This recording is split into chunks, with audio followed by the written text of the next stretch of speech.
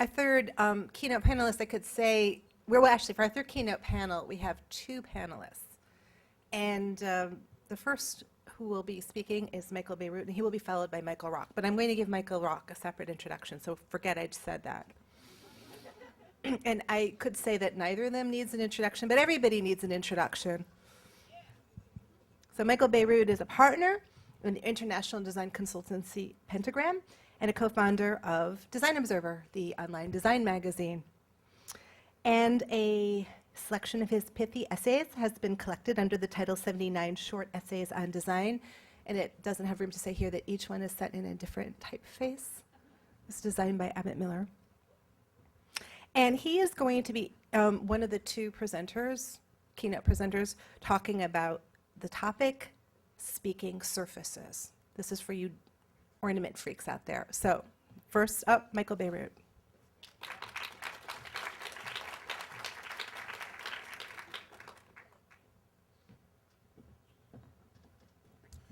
Hello.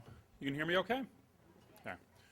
What an honor to be here at this conference. I want to congratulate Anna and Katya, Derek, and Aaron for wonderful, wonderful presentations. They were really great. It's me. So here's my subject for the day. I'm just going to tell a story of something that happened to me as a designer involving environmental graphics, typography, and terrorism. Things you don't often find used together, but here they truly are, as you'll hear. I received an assignment to work on a project. It requires a little background. The U.S. government's General Services Administration is responsible for buying design and construction services on behalf of the federal government as part of their Design Excellence Program, which was initiated by Chief Architect Ed Feiner back in 1994. They started hiring good architects, ambitious architects, to do certain of these projects. And in the past decade or so, more or less since 9/11, I think, the federal government embarked on a program to upgrade their ports of entry, the places through which, the land ports of entry, the places through which people coming to the United States from Canada or Mexico cross over that border. This, of course, is the famous sign that sat at Checkpoint Charlie on the border between East and West Berlin after the partition of that city. I think it's still there as a souvenir, but no longer functions, obviously, in the same way. These ports of entries are complicated places, and the architects that took them on took on quite a challenge. They hired good architects to do them. They hired, like, for instance, Julie Snow in Minneapolis, Hodgetson Fung in L.A., Tom Main, Morphosis in L.A.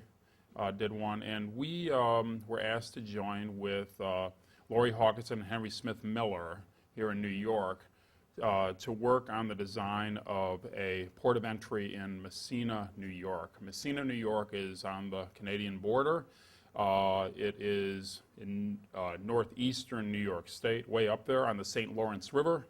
It is nicknamed, I'm told by Wikipedia, the gateway to the fourth coast. I've never heard that term thrown around, so I have to just go with Wikipedia's expertise in that one and trust that it indeed is called that by someone. Henry and Lori were obviously, and their firm, were the architects and did the bulk of the work. We were sub-consultants to them and did architectural graphics, signage. It is a complicated thing, these border crossings, all the more complicated now because the trucks and the cars all have to be segregated. Each one of them has to go through different sort of checkpoints. The trucks have to potentially be x-rayed from top to bottom, from stern to bow. They have all sorts of different kind of like functional services that need to be taken care of in these things. These are purely functional buildings, complicated ones. The signage they require is largely functional as well, these kind of things. Instructional signs, backup house signs, code required signs, simple things like that. Henry and Laurie, God bless them, wanted to do some extra things with the architecture, obviously, to add some joy and beauty and surprise and grace and elegance. And they also wanted to perhaps use some of the architectural graphics to reinforce that. And so one of the challenges that they gave us was in the elevation that faces north, shown here on the bottom. That's the elevation that faces south on the top. Elevation on the bottom is the one that faces north, towards Canada. They said it might be nice to have some graphics to go on that side, just some big celebratory graphics. So this gets into a little bit of what Julia Vandenhout will be talking about shortly. This is, all these things, these are all functional, right?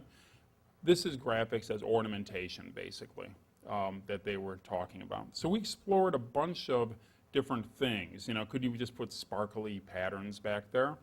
Could you, this is all about kind of directional signs. Go this way. It's all vehicular, so we thought maybe kind of take the language of the road, the yellow on black sort of markings of road signs, and kind of make those super scale. And you notice they had done this graceful thing, the architects did, with a layer, a veil sort of translucent, transparent surface, and behind it an opaque, actually what was concrete and cinder block surface upon which the graphics would appear. So they'd have this sort of like veiled kind of membrane through which they'd appear, which was nice.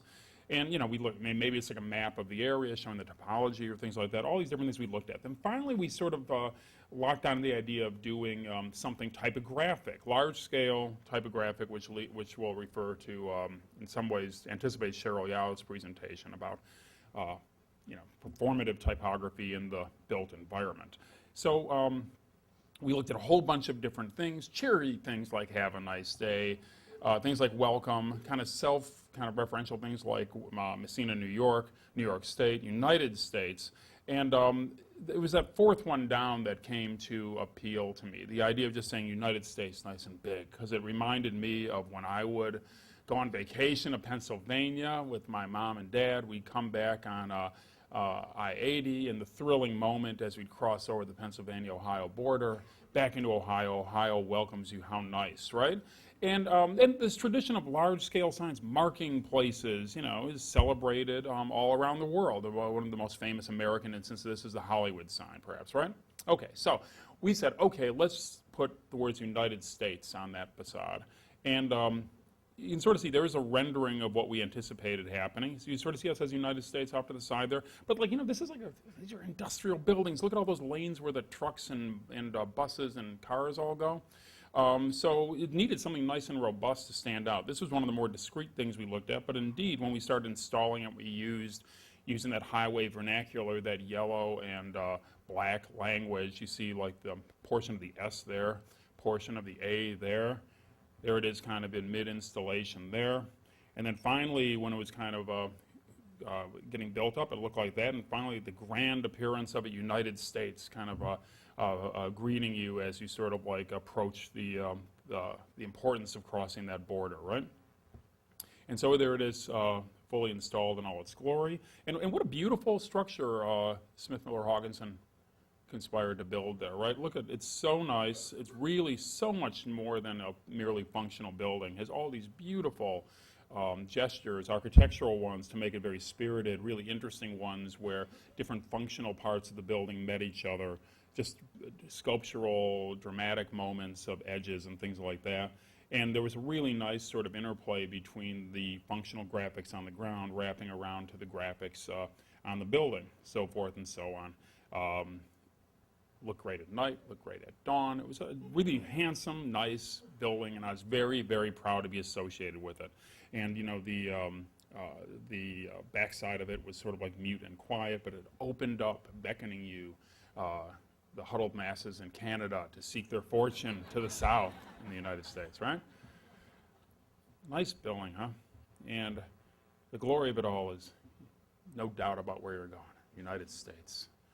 Imagine my surprise to find something I designed in that envied position, A1, New York Times front page. Boom. A bold architectural statement proves too bold. Here's the story. They decided that putting the United States that big on this building constituted a security risk. Let's quote Kelly Ivanenko, spokesperson of the Customs and Border Protection Agency of the Department of Homeland Security, indeed the end client for this project. Security concerns, a huge target, attract undue attention. Let's let this gargantuan building just dwell there quietly, not calling any attention to it at all. Anything in place offices which we need to avoid. Okay, I respect this entirely, right? I have no argument with this. The decision was made, and it was just, I was happy to have my work on the front page of the Times, dismayed that it was going to be all dismantled, and here's the dismantling actually happening. Talk about the culture of repair. How nice it is that graphic design, even this bold, can be so quickly undone with perhaps a Phillips head screwdriver and a monkey wrench or something. There it sits on the ground. And I thought about this long and hard because, believe me, you don't slip nothing by the GSA when you're doing design work. It's not like working with some like trusting nonprofit who's just grateful to get the attention. This stuff is like rigorously examined up one side and down the other. There was no surprise in store there. Every single person up and down the hierarchy had reviewed plans, elevations, models, drawings, seen it up one side and down the other. Lee Shepard, who was one of Ed Finer's successors as chief architect, just said, at the end of the day, I think they were somewhat surprised at how bold and how bright it was, referring to the sign. And I came to think, and something about this sort of baffled me. The sign is 21 feet tall and was always labeled as such on the drawings. There was never any, wasn't a Spinal Tap thing where we said it was 21 inches tall. It was 21 feet tall. These were big letters, but I think what people didn't realize, that a 21-foot tall building, that's just a building. 21-foot tall letters are gargantuan letters. Those are big letters. Building, how big is a building? Who knows, But like a 21-foot tall letters, that's like more than 24,000 point type. Most people are used to seeing letters like this, little letters they hold in their hand that are maybe a quarter of an inch tall, an eighth of an inch tall. 21 feet tall is really, really big letters. So the only thing that I will say is that graphic designers, at least if they're in the audience, typography, if you make it really big, can startle some people. So make sure they're well warned in advance. I still regret that this was dismantled as it was, and agree for once with Nikolai Rusov, who said the sign, in fact, was politically neutral, its meaning constantly changing for the viewer, partly because of that veiled thing that was happening. Communicating openness and possibility as you approached, not aggression. It's hard to see values like this to make a building a target seem like something worth defending. So no analysis here, just a case that perhaps warrants further study and leads a little bit into some of the topics we'll have a chance to talk about a little bit later. Thank you very much. Letters removed that day.